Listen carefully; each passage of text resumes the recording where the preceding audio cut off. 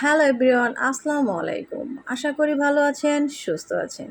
তো প্রথমে আমি বাদামের যে ব্যাপারটা সেটা দেখিয়ে দিলাম। মানে ৩ রকমের বাদাম আমি ব্লেন্ডারে নিয়ে নিয়েছি। এগুলো এখন ব্লেন্ড করে এক সাইড করে রেখে দিয়ে আমি চলে এসেছিলাম রান্নায়।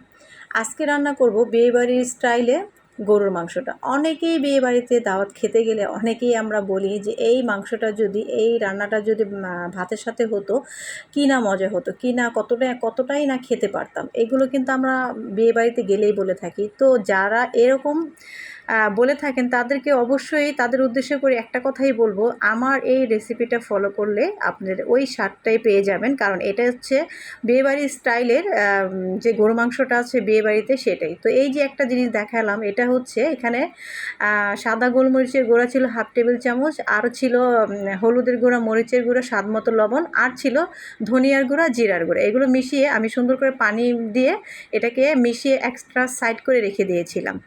তো এলাচ এলাচ দিয়ে দিয়েছিলাম ৪-৫টার মতো, ২-৩টা দারচিনি, আর ৫-৬টার মতো লবঙ্গ, আর ২টো ছিল বড় কালো এলাচ, আর ছিল ১ কাপ পেঁয়াজ কুচি। আমি ১ কেজি গরু মাংস এখানে রান্না করব, যার কারণে ওই অনুযায়ী মশলাটা নিয়ে নিয়েছি। তো এখানে আমি পেঁয়াজটাকে একটু সফট করে নিলাম। তো নেওয়ার পরে আমি আদা রসুন বাটা দিয়ে দিয়েছি। আদা রসুন বাটা দিয়ে দেওয়ার পর একটু ভাজা ভাজা করে নেওয়ার পর আমি মাংসটা দিয়ে দিচ্ছি। তো এখানে আমার গরুর মাংস আছে ১ কেজি। তো এখানে ভালোভাবে একটু নাড়াচাড়া করব। যেটা যেভাবে বিয়েবাড়িতে রান্না করে আমি সেইভাবেই রান্নার চেষ্টা করছি। আর অবশ্যই সেইভাবেই আমি রান্নাটা কমপ্লিট করেছি। আর এতটা স্বাদ ছিল কি বলবো, ট্রাস্ট মি, এত মজা হয়েছিল পুরোটা বিয়েবাড়ির স্টাইলে। আর এত মজা হয়েছিল কি মানে বলার কোনো ভাষাই নেই। তো যাই হোক, এই তো রান্নাটা যদি এইভাবে রান্না করে থাকেন তাহলে অবশ্যই বিয়েবাড়ির স্বাদটা পেয়ে যাবেন। যারা নাকি নতুন আছেন, যারা গরুর মাংস রান্না করলে স্বাদ হয় না, তাদের উদ্দেশ্য করেই বলছি। তো যাই হোক, যে মশলাটা আমি তৈরি করে রেখেছিলাম সেটা একটু মাংসটাকে প্রায় ৪-৫ মিনিটের মতো ভাজা ভাজা করে আমি এইভাবে দিয়ে দিলাম মশলাটা। তো এইখানে মশলাটা দেওয়ার পরে সুন্দরভাবে ভালোভাবে মিশিয়ে নিচ্ছি হাতের সাহায্যে। তো ভালোভাবে মেশানো হয়ে গেলে এটা ঢাকনা দিয়ে আমি একটু রান্না করব প্রথমে প্রায় ৩ থেকে ৪ মিনিটের মতো মিডিয়াম আঁচে। তো এই তো আমি ভালোভাবে মিশিয়ে দিচ্ছি। তো এখন আমি ঢাকনাটা দিয়ে দিচ্ছি। তো ঢাকনা দিয়ে এখন মিডিয়াম আঁচে রান্না করব ৩ থেকে ৪ মিনিট। তো ফিরে আসছি ৩ থেকে ৪ মিনিট পর। তো ঢাকনাটা উঠিয়ে আমি দেখিয়ে দিচ্ছি।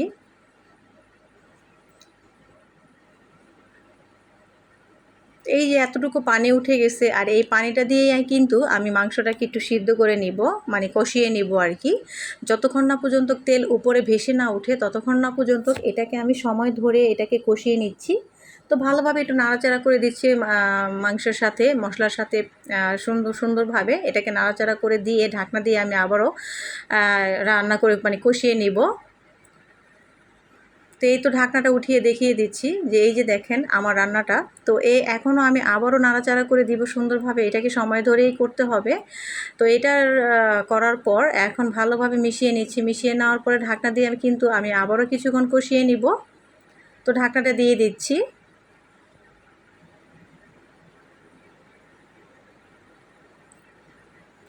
তো ঢাকনাটা উঠিয়ে আমি দেখাই দিচ্ছি যে আমার কষানো তো হয়ে গেছে, উপরে তেল বেশি উঠেছে।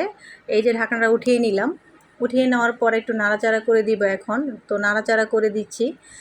ভালোভাবে নাড়াচাড়া করে মিশিয়ে নিয়ে আমি যে মশলাটা প্রথমেই তৈরি করে রেখেছিলাম, আমি আসলে ৩ আইটেম বাদামটা নিয়ে নিয়েছিলাম এখানে একটা স্পেশাল মশলাটা দেওয়ার জন্য। আর এতে করে কিন্তু বিয়েবাড়ির যে স্মেলটা, বিয়েবাড়ির যে স্বাদটা, বিয়েবাড়ির যে শাহি শাহি একটা স্বাদ সেটাই চলে আসবে। তো এখানে ৩ রকমের বাদাম প্রথমে আমি মানে ৫-৬টার মতো নিয়েছিলাম কাঠবাদাম, আর নিয়েছিলাম কয়েকটা কাজু বাদাম, আর নিয়েছিলাম চীনা বাদাম। তো এগুলো ৩টা আইটেম বাদাম নিয়ে এটাকে একত্র করে আমি এখানে ব্লেন্ডারে ব্লেন্ড করে নিয়েছি। তো সেটাই এখানে অ্যাড করে দিলাম। আমি ১ কেজি মাংসের অনুযায়ী মশলাটা নিয়েছি, আর ১ কেজি অনুযায়ী কিন্তু আমি বাদাম বাটাগুলো দিয়ে দিলাম। তো দিয়ে ভালোভাবে মিশিয়ে নেওয়ার পর এখন ঢাকনা দিয়ে এটাকে কষিয়ে নেব সুন্দরভাবে। তো একটু পানি দিয়ে দিচ্ছি, একটু পানি দিয়ে এটাকে সুন্দরভাবে মিশিয়ে নিচ্ছি।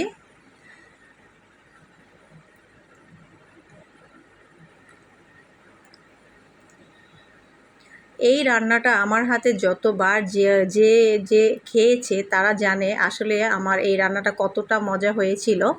আমার শ্বশুরবাড়িতে সবসময় এই রান্নাটার প্রশংসা করে যে এই রান্নাটা খুবই মজা।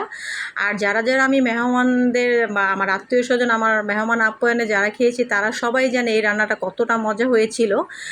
আর এখানে আমি 1 কেজি অনুযায়ীর জন্য আমি 2 টেবিল চামচের মতো টমেটো সস দিয়ে দিলাম। আর টমেটো সসটা অবশ্যই দিতে হবে। আর টমেটো আমার বোতলে টমেটো সস ছিল না, তো এখানে প্যাকেটটাই আমি ব্যবহার করলাম।